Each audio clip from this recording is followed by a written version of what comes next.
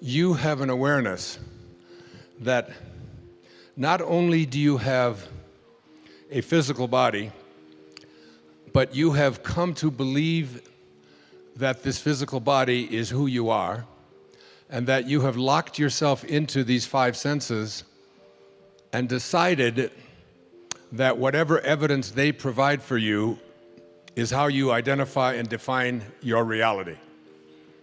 By what I see, by what I hear, by what I smell, by what my life looks like, by how much money I have, by the stuff that I possess. And this is the world of the ego, and this is the world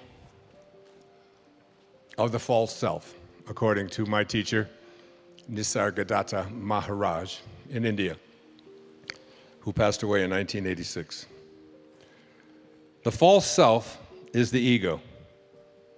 The ego is the part of us that has come to believe that who I am is defined by these six things. Who I am is what I have. And so we spend a big hunk of our life attempting to get as much stuff as we possibly can. The Tao teaches something very different. Let go of everything you have. When I moved to Maui in 2005 full-time, I gave up everything that I owned. Everything. 20,000 books, all of my photographs, records of every description, furniture, all the things in the house, all my clothing, shoes. It was all donated to people who lived on underneath a bypass in Florida. And let go of all of it. So the ego teaches us you are what you have. The Tao teaches us let go of everything that you have. Do less and accomplish more.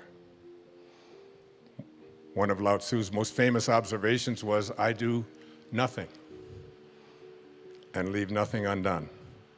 My son has taken to becoming a spiritual Taoist. Every time I tell him to do something, he says, I do nothing. And I leave nothing undone. But there's much wisdom in that. I could go on into that. The second thing that the ego teaches us is that who I am is not only what I have, but who I am is what I do, what I accomplish.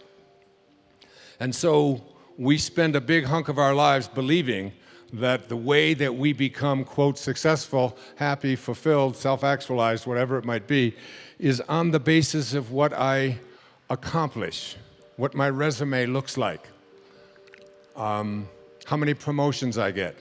And so we send our children off to school and we ask them to learn to identify themselves on how much they get and what they accomplish. Your grades become more important than what it is that you are studying.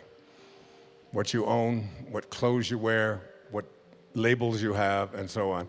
And we become obsessed with this kind of absurdity. And this is the false self at work. The third thing that the ego teaches us is that I am what other people think of me. I am my reputation. So becoming obsessed with our reviews, what people think of us, other people's opinions, getting the approval of others. We talk about peer group approval needs and so on. I have 8 children that aren't concerned about those things. They were never raised with that kind of a mentality.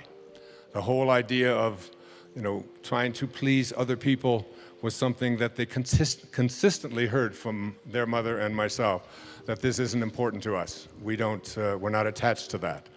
And this kind of an attachment. So the Tao teaches us that what you think of me is none of my business. What the ego teaches us is that what you think of me is the most important thing that I have, and so I'll do whatever it is that I need to do in order to get you to agree with me, to like me, to approve of me, and so on. The fourth thing that the ego teaches us, this false self, is that who I am is separate from everyone else.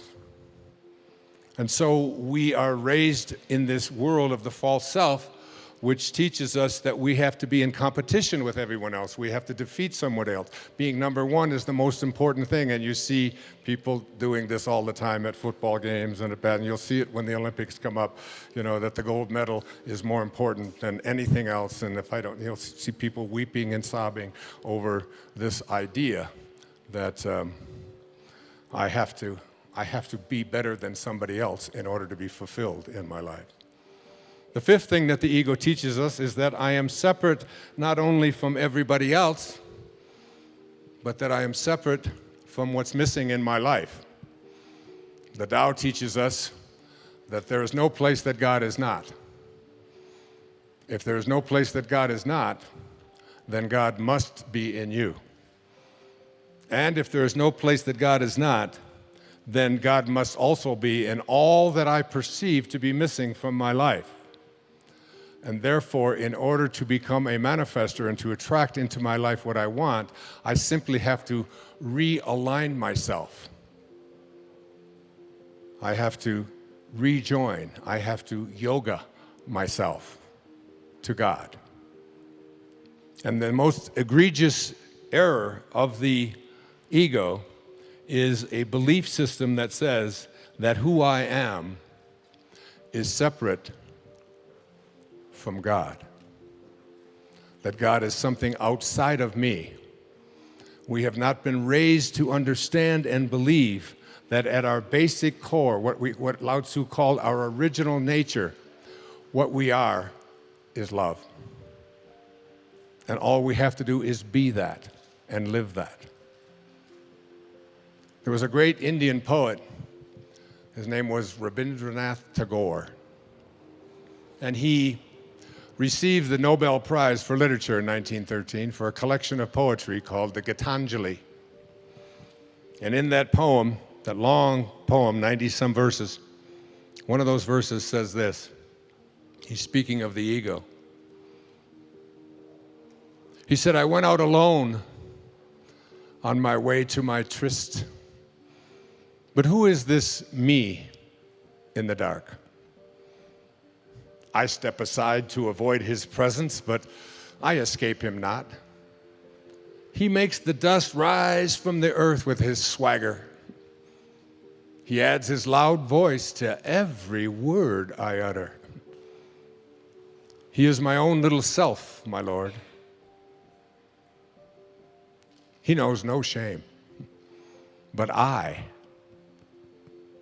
am ashamed to come to thy door in his company. That's a great poet. And that's a great piece of truth. That in order to get to this place, I speak about, that Maslow spoke to me about and trained me to think about, called self-actualization, is that we have to stop evaluating who we are on the basis of those ego identifiers, and instead begin to see ourselves as divine love, as pieces of God. The Native Americans used to say that no tree has branches so foolish as to fight among themselves.